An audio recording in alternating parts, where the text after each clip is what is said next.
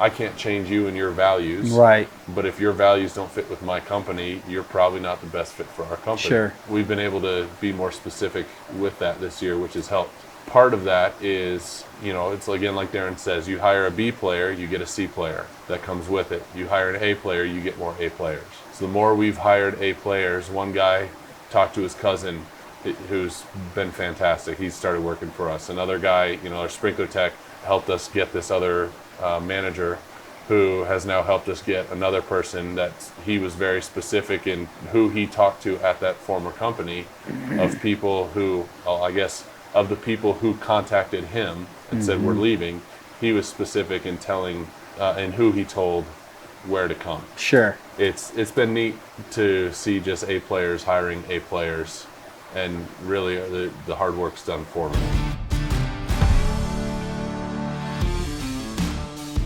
Welcome back, everyone. I am Weston Zimmerman, the host of the Cost of Doing Business podcast, and I'm here sitting in the beautiful backyard of Sam Nelson and his family and his parents. We only had a couple mics here, so Sam's dad.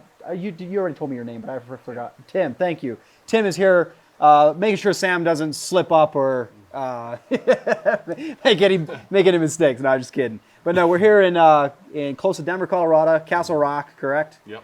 And we are going to sit down and have some conversation about business, and can't wait to hear more and learn to know you better, and learn more about your story. Yeah, so absolutely. Why don't you tell the world who Sam Nelson is and who Nelson Lawnscapes is? I'm just a normal guy. Started mowing lawn, quote unquote, when I was, 4 or 5. Back home, I'd grab the fertilizer spreader out of the garage and follow Dad along through the lawn, pushing the fertilizer spreader. And then we ended up moving to Minnesota. So we lived here previously, moved to Minnesota. And when I was 9, I started mowing for, I think, just one neighbor at the time. And that kind of started it. Just gradually grew a little bit more and more. Had many conversations where Mom and Dad would be like, did you finish the lawn? Yeah, I did. And they'd look across the street and be like, no, you didn't finish trimming. Go over there and trim, and I'm fine. And go out and finish and go do this. And so definitely had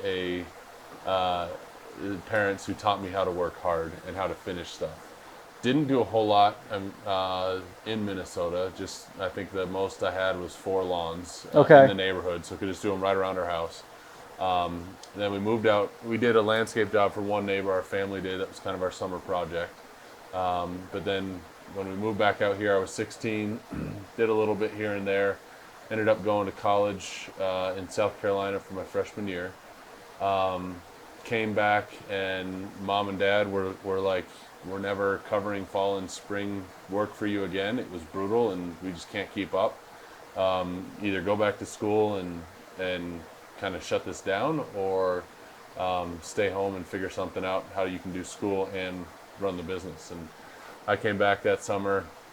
I was like, you know what? I'm done with landscaping. I had a couple of really frustrating, not fun jobs right off the bat. I was like, this is the worst. Crazy people do this. Why would I ever want to be a landscaper? I'm going to go back to school, become an accountant, become partners at a accounting firm. I'm going to make $800,000 a year. I'll be set. By the end of summer, I was like, I'm not fooling anybody. Like, I hate paperwork. I hate homework. I hate being inside. I hate everything about what an accountant is. Yeah. So, and landscaping started really being more fun. We met a landscape designer who introduced me to Aquascape. Okay. I'd never heard of them before. All I knew is I wanted to learn how to do water features. And she said, there's this company that has an easy system, 20 steps, process, and every water feature is the same. And within a week, I had all the classes done online. Wow. And was like, this is amazing. How long ago was that? That was 2015. Okay. Fall of 2015, or I guess 2015, the whole year, I think we did about $69,000 total between mowing, little landscaping jobs here and there. We did just under 70 grand. I stayed home, changed my degree back to business admin with an emphasis in marketing, doing it online with Liberty University, and ended up finishing that degree over the next 3.5 years. But just then focusing on the business, that following year, 2016, we ended up doing about $225,000. So we tripled from 2015 to 2016. And then with the exception of last year and probably this year as well, we doubled every year following for about 5 years. We just kept doubling our revenue. And I don't think we've done marketing since, correct me if I'm wrong, I think it was 2016 was the last time we did marketing when I Unbelievable. stayed home. So it's all like word of mouth? All word of mouth. Haven't sent out flyers, advertised on Facebook, there's been nothing. So all word of mouth. We get put in HOA and community like preferred vendor lists. Yeah. Somehow, we're not sure how. Haven't paid Yelp, haven't done just about anything. That's incredible. That's a testament to quality work and happy customers. Yeah. So we've been very fortunate for that. And part of it is we haven't turned on any marketing because we can hardly keep up as it is. So how many people are in the business?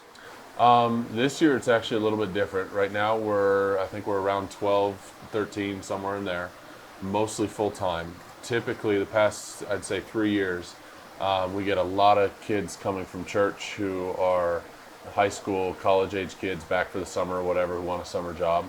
And we've run 25 to 30 people every year the past couple of years. We also have done lots of residential mowing, and then I think the past few years we've had 3 or 4 landscape crews as well. The challenge with that is before it was, do you have a body? You can hold a shovel? Great, you're hired. And quality control is tough when you do that. Yeah. And then fall hits and you're in trouble, you're scrambling. Yeah. So this year, I guess the end of last year when that happened and then into this year, we've been able to be more specific about who we hire, and really God's just brought the right people along for us to fill the roles that we need. One of our irrigation guys came in 2019, 2020. It was 2020. And it actually came because Dad, Tim, he rolled a four-wheeler while we were up in the mountains. He was my main sprinkler guy. Rolled a four-wheeler and tore the ligaments connecting his shoulder to his collarbone and couldn't do anything for several months. Wow. Our family doctor, who we went to see, was like, hey, I know this guy who's an irrigation tech. I've known him for a while. I don't know if he's interested in changing companies, but here's his info. So now we ended up with him.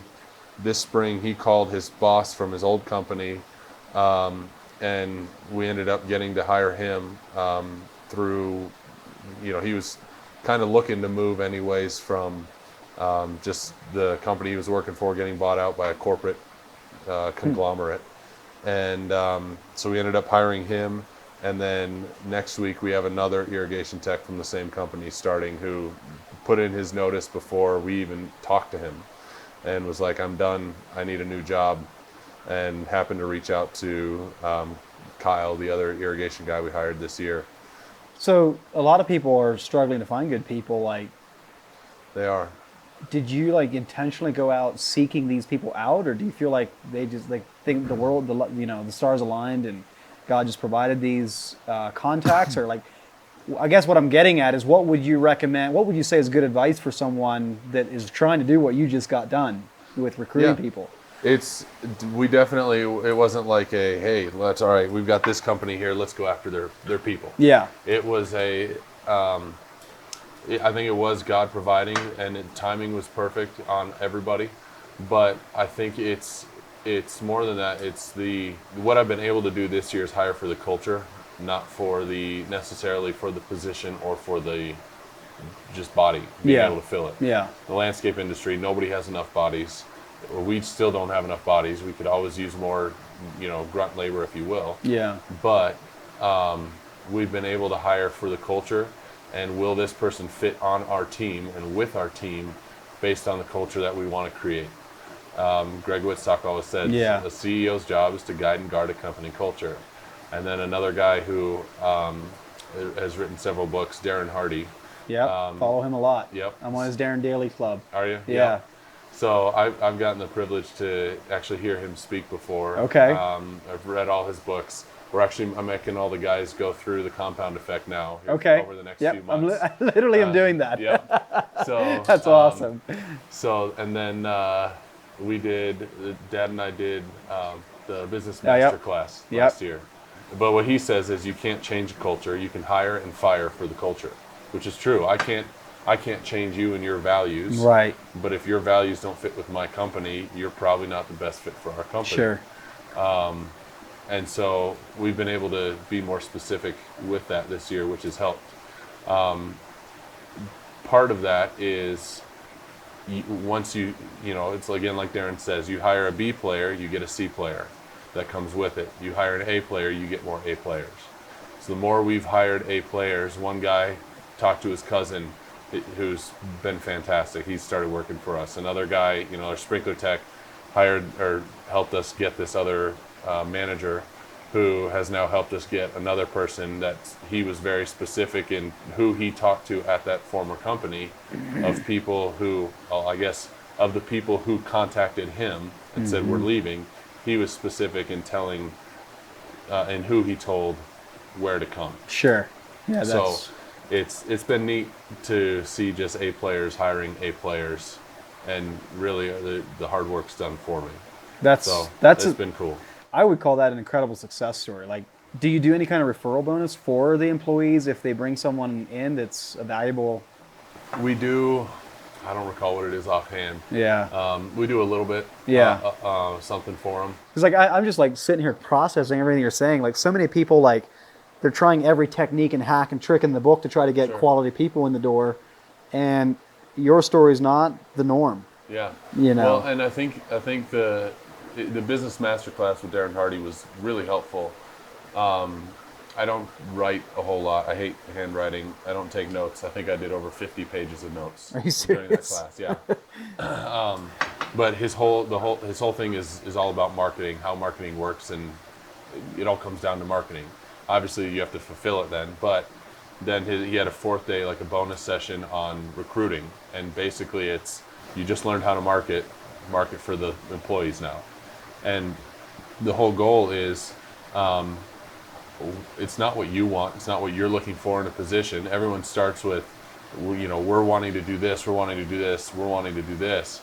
The right people are going to come because here's the right environment. The pay we'll make sure the pay is where it needs to be. We're not going to shortchange people, and I think we do pay a little bit higher than average might be, and we've got great benefits. But it's more, hey, this is our team, this is our culture, this is who we are. You seem to fit well in this, and here's where you can fit in the puzzle, where the growth is. Would you like to come work with us? Not, great, you've got these skills, here's the hole, fill it. Yeah. And it's been a different look as far as looking at the employees differently.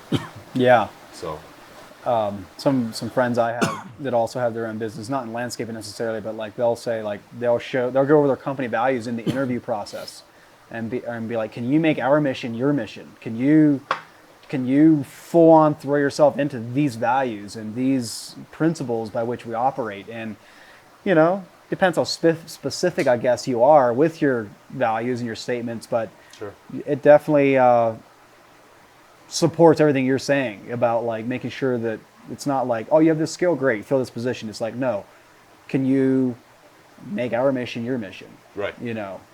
So that's and part of that is even in the interview, just being like, okay, if you could pick a dream culture, dream place to work for the culture, what does that culture look like? What does the team look like? What are your goals? It's been interesting because everyone so far is like, the team is important. I want to be part of a team. I want to be part of a family. I want to be close. I want to work with people, not be an employee that's a number. I don't want to be just another laborer. I want to be part of the team. And one guy is like, they all have been, I love learning. I want to learn new things. The guy we hired earlier this year from the irrigation manager, he was irrigation manager, branch manager, account manager at another company, a larger commercial company. He was just we're covering everything from Colorado Springs all the way up north to Golden, which, I know you're not from here, but Yeah. that's probably what, 100 miles, 150 miles maybe. And he was in charge of all of that. And at the end of the day, he was just a number. So even still, he's had clients calling him saying, hey, where did I still haven't gotten my stuff done with this old company. Like, why not? And he's like, well, I'm no longer there. He's like, well, shoot, the boss who now is running, or who his former boss, who's now kind of managing some of that stuff, is almost alluding to, we still have him on our team, knowing that if people knew he wasn't there, they would immediately switch companies, just because that's the type of guy that he is. Wow. So it's been very interesting, Yeah, for sure. But somebody like him, who he's got multiple certifications, he's been in this industry his whole life. Just incredibly smart with everything irrigation, especially. He's like, I'll teach me something, I'll learn. So sure. I had him help me with a pond clean out that was just not fun. Hadn't been cleaned out in several years. And, Surprise. and at the end of the day, I sat there calculating with how much we're paying him. Okay, so we didn't really make any money. We didn't lose money, but we didn't make money on these. But now he knows this is start to finish what a pond clean out looks like. He learned what's involved, and he can just run with it. And if he needed to do it, he could. If I needed him to train somebody to do it, he could do that. Yeah. And it's neat with somebody with that much knowledge and everything, to be able to have him be in a position to humbly take that from somebody, almost half his age, and learn. That's what you want. Yeah. So. Thanks for sharing that. I think people are going to find a lot of value in what you had to say there, and in your experience. Like, there's people out there in the industry right now that are straight up desperate or closing doors, and oftentimes you wonder if it's not a reflection on the leader or the owner if they can't attract people. But I don't think it always is. At least for some of it seems to be pretty tight in the labor market right now. But I think a lot of people will find some value in sharing your experience there. Give me an idea of like what your perfect project. What's your bread and butter project in your business? Like what is like your favorite? This is what we're best at. Like we can just knock this out 5 stars. Yeah. What's that look like? Typically, so the designer that mom and dad actually hired to come here and do the landscape design here at their house, which was great to look at and say, this is nice, but as we started it, we're going to change this and this and this, and the water feature has morphed like 3 times and graduated. That's typical if you're a water feature builder and you have a water feature in your own backyard. Yep. So, and even the patios changed, I think 3 times. Yeah. We just redid the sidewalk finally a couple weeks ago. And, okay. But we've worked with her since 2015 now, to where even yesterday I went out to meet somebody who all she does is landscape design. And then she just sends every client she does a design for, we get to bid on.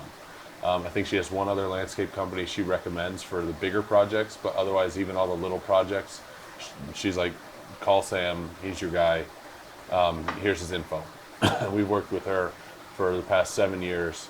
She'll have a lot of clients who are like, hey, we've got 15 grand, 20 grand, whatever it might be for a landscape project, and it's some rock, sprinkler system, plants, little stuff like that, where it's those smaller projects that we can get in and out of in 2-3 days, that we just can knock out of the park pretty well. It's been interesting since COVID, seeing the trends in projects.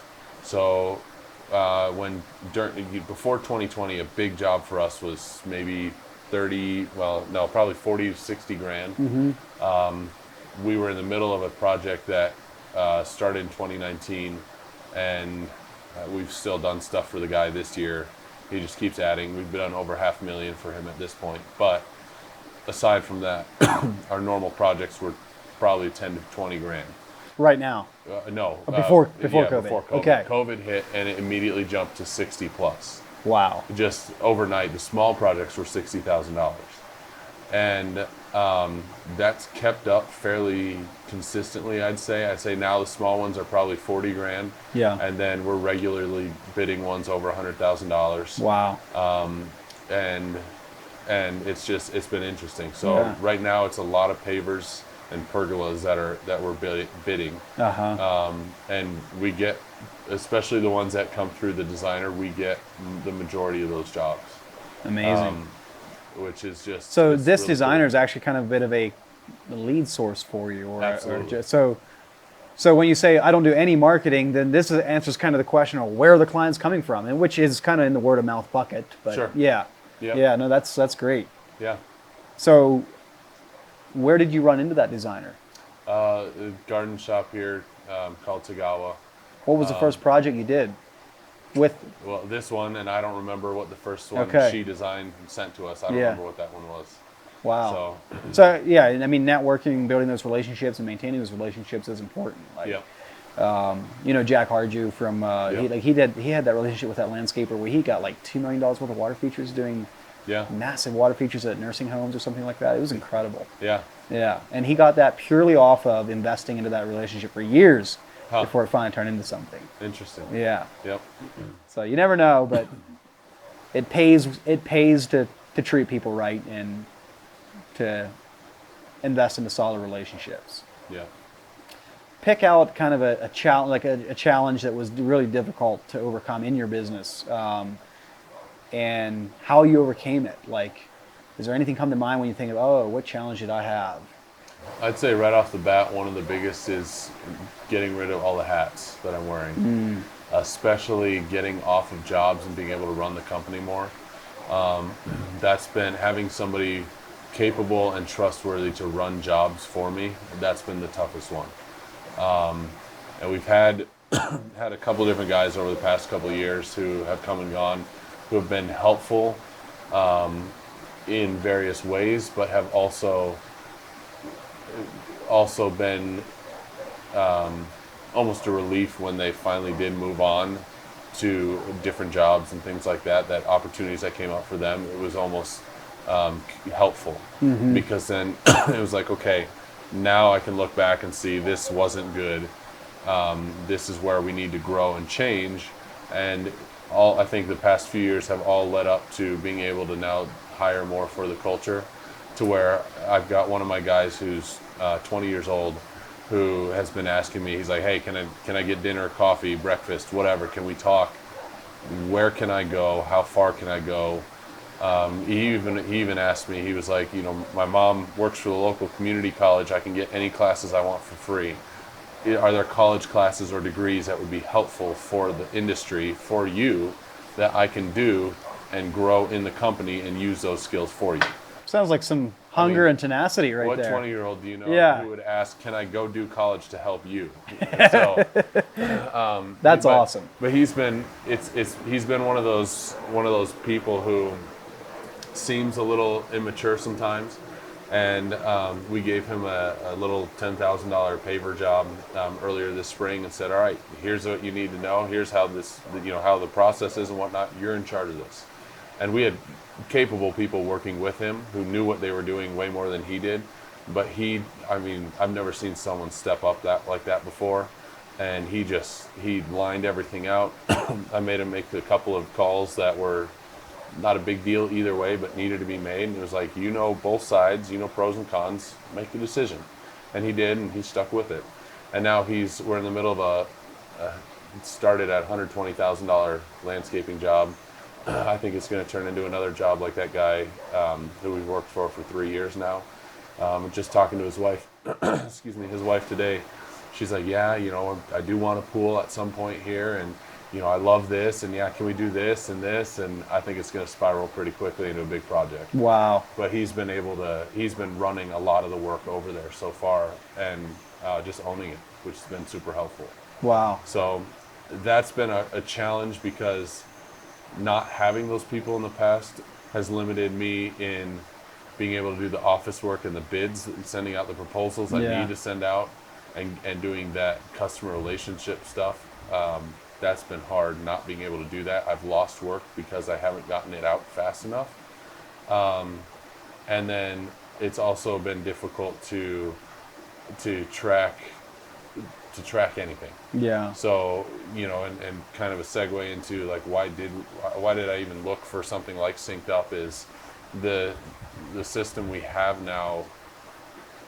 I'm sure we're not using a lot of what it's capable of, but it's been it's not super convenient even for from a crew perspective or from an office perspective of tracking materials, tracking all my costs, and knowing my numbers. And it's gotten to the point to where, when you're doing over $1 million a year, over $1.25 million a year, you kind of need to know your numbers. Yeah. You can only go so many years of not knowing that before you absolutely have to know it. Yeah. And that's really important. Yeah. It's where the overhead catches up with you, and like Right. the overhead outpaces what you think it really is, and you start thinking you made the money, but you're barely breaking even. And it's like, what do you change? Like, do you just, Right. And people will often go into Facebook groups and throw around, what do you charge? And like, it's terrible advice. I mean, we've all been there. I can totally understand Sure. why you're trying to learn, but like, don't take someone else's numbers and adopt them for yourself, because everybody has a different overhead structure. Sure. A company, let's say chucking a truck that's just getting started, could go out there and bid the exact same patio as your company, and you would have the exact same patio, exact same product, but have two very different prices. Sure. Because one has a much higher overhead burden, been there longer, has more experience, more senior staff. Yep. And that's going to have an impact. Yeah. So all that to say, like, it's not safe, it's not advisable to use someone else's numbers and figure like, oh, if it's good for him, it's good for me, because it doesn't work that way. Well, and like even this year, I reached out to Brett Stanley with BR&D. Yeah. And was just like, and I called him. I was like, hey, can I talk prices with you? Like, where are you at on this? What's your minimum charge for this? What's it for this? Because I want to make sure that I'm competitive in the market and not overpricing myself, but also not hurting them and us by pricing myself too low. And we were both almost identical on just about all of our numbers. Which is good because he knows where he needs to be, and I know for some things I know where we have to be for probably more than I even necessarily realize. I know where we have to be. So it was confirming, being like, okay, this is somebody in my market who's doing similar work, and we're close enough to where it's a competitive market. Yeah. But at the same time, I'm not going to follow everything he does, because he does primarily water features. We have commercial maintenance contracts that we do as well.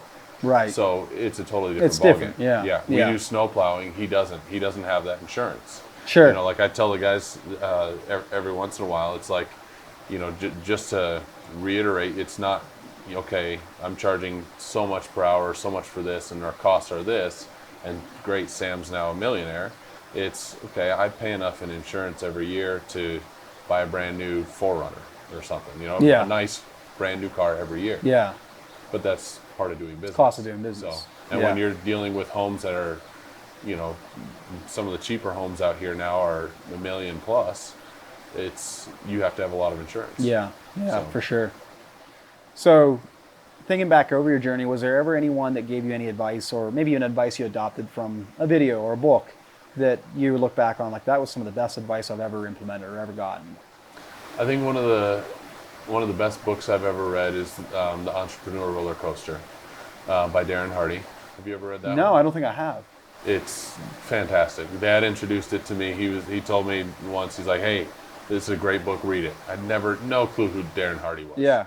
I've read that book and I could not put it down. I was like, somebody understands me. Someone understands what an entrepreneur is about. Yeah, yeah. It is a roller coaster. Yeah. It's the like he gives the illustration where he got kicked out and banned from Nordstrom's because he used to go there every single week, or every day, I don't remember, and just browse through things and look at everything and pick out everything he wanted, but he knew he couldn't afford yet. So he would mentally pick out, someday I'll get this, and thought he was doing himself a favor of thinking ahead of, I'll get to this point. And he got banned because they're like, hey man, you come here every day for hours and you never buy anything. We think you're casing the store out and going to pull something off. And I think the security guard was like, don't you have like a job or something? Like, go do something. And he said it was helpful because he realized I do need to go do something, otherwise I won't get to be able to buy stuff from there. Also, he's like, 95% of the time you're going to hate what you do or tolerate what you do. It's the 5% that makes it worth it to put up with everything else. But that book was helpful because he, as you know, his whole life is learning from other people. And what I've learned is, I think one of my strengths is being willing to learn anything and everything. So one thing that's intriguing to me is if I don't know something, I want to learn about it. Yeah. And I should say, as long as it's something I'm willing to learn about or I'm interested in. Looking back on school, I'm glad I did it, but I feel like I've learned more from books and conversations and things with other people because it's something I want to learn. And so I put in the effort and the energy versus this is what a verb is. You have to learn this even though you learned this in 3rd grade or whatever. Yeah. That's been really helpful too, because talking to, people like Jack Harju, Alan Decker, some of the guys around here, just anybody, people who, if you show a genuine interest of I want to learn, can you help me learn? What have you done well? Give me advice. People talk. People are like, let me help you. The guy we've worked at for 3 years now, he's been very successful in business. He calls himself a serial entrepreneur. It does consulting, does all sorts of various things. And throughout the whole time we've worked for him, he'll give me advice, whether I want it or not. Gives me advice on how to either run the business or how business works. And he's like, in every company I've ever done, this is true. In everything I've ever done, this holds true. And it's priceless. That's amazing. Being able to, I guess, genuinely asking people for advice and just learning from them, they see that and they will give you any information you want. Wow. It's been. What really is one of cool. those things that he says in every business I've ever done, this is true? He said in every job, everything, doesn't matter the industry, doesn't matter whatever, there are 3 things that hold true. You have time, or schedule, scope, and cost. So every project, every deadline has those 3 things. He's like, you'll only ever get one. If you're really good, you might get 2, but it is impossible to get all 3. So if you commit to a project, we'll say a water feature, for example. I might say, okay, here's a $50,000 water feature. We'll get it done in 1 month. This is what it's going to look like. He says, you're either going to spend more money than you expected to hit your timeline and to do everything according to plan, but you're going to spend more than you thought, or your schedule's going to go crazy. You're not going to get it done at the time you said you were going to do, or you're not going to put everything in to hit the schedule and to hit the cost. But you can get one of those things. So if I want to hit costs, well, it might take longer than I told him. The kind of a little bit like the good, better. What's that? Good, fast, and cheap. You can have 2, can't have 3. Exactly. Yeah. Yep. And he's like, and it's true. Because, he said software is the same way. You have your 1.0, and then you have your 1.1, then your 1.1.1. And your 1.0 hits the big stuff, but then the 1.1 comes and gets some of those things that were supposed to come out but didn't quite make it in the final cut, and that catches back up, and then your 1.1.1 is the fine-tuning of all that as well. Polishing. Yeah. And he's like, it's very similar. Yeah, no, that makes a lot of sense. So I don't know when you first, I think we talked a while back about SynkedUP, but you were, we were still pretty early, and you were, I think it was spring 2021. Yeah. I think we talked a little bit, but then Tim actually did the demo with you guys. Okay. And at that point, I know the CRM was still, that was a big factor, and I don't remember, there was something else that was like, well, we're not there yet. Yeah. So what ended up making you like, just for context, like you've just signed up and in the process of implementing. It's like, so what made you come back and end up signing up with SynkedUP for your business? Just because I know, I think it's Donnie Beck in the CAC group is so vocal. Yeah. I know Jeremy Volchek and I are good friends. Yeah. He's talked about his switch from LMN and I think he's still in transition.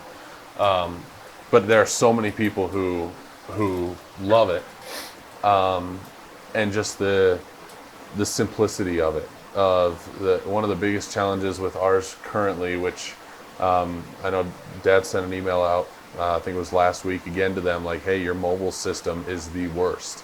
Forget the fact that you can't use it offline, because I think you guys are some of the only ones who do that. You try and tap one of their tiny little icons, and you don't know for like 5 seconds if you've actually tapped it or not. And so you try tapping again, well then it pops up with the first thing you tapped, but then you accidentally hit something else the second time, so then it pops up with that, and it's just not very easy to use at all. And when you're not able to use the mobile software, you can't have your crews use it, you can't track anything. Falls you have apart. no job costing, you don't know a whole lot of anything. Yeah. And then even from we do a lot of irrigation work, and that's taken off in leaps and bounds this year especially. We track everything down to, we use this many 3/4 inch clamps for each of these type of fittings, and I mean it's very specific and it gets billed accordingly. It's really painful to add any materials, and then so it's painful for our irrigation techs to be able to put in their notes and their materials and their labor so that the office can turn around and bill something right away. And so, when you've got a month's worth of sprinkler work, you've got $40,000+ sitting there that hasn't been billed. That's painstaking. It is, and Yeah. it takes time then to catch up on that, and then it's a cash flow crunch as well. Yeah, yeah. So that's all a big part of it, is just being able to track things and make invoicing that much easier. Yeah, well, that makes sense. Like, I think one of the, like, in my experience of being a crew leader for 15 years, or I wasn't a crew leader for 15 years, but I worked for 15 years at Tesla Landscaping.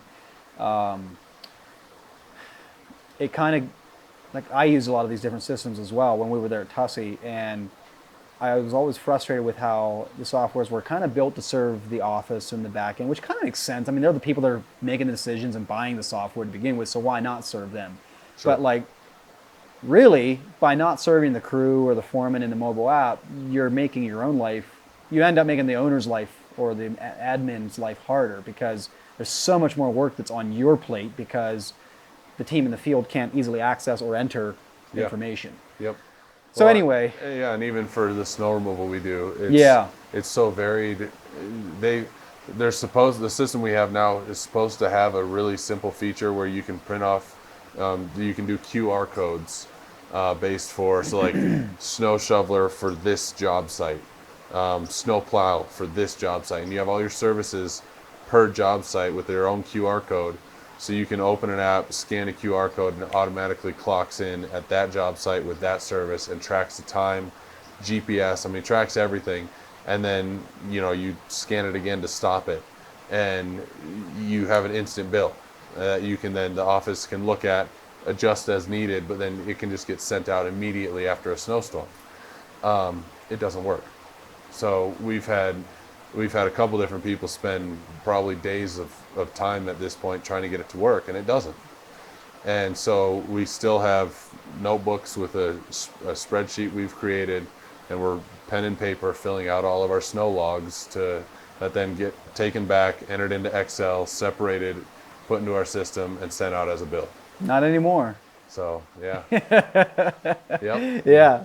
But yeah, I think probably every contractor ever has been in those shoes, right? Where it's pen and paper, it gets overwhelming, cash flow crunch because you're not getting billing out, all of those things. So I just want to say from my standpoint, like, I value your trust and faith in us as a company to help you streamline your operations and dial those processes in. I don't take that lightly. I just want to thank you, for being a part of the SynkedUP crew, and it's our mission to do everything we can to make you successful with it and take the whatever couple $100 a month it is and make that a 10x ROI for you. Sure. I totally believe that to be possible with saved time and better, more efficient processes, and that's what we strive to do every day. So Yep. appreciate you being a part of it, and putting your trust in us. Yeah, absolutely.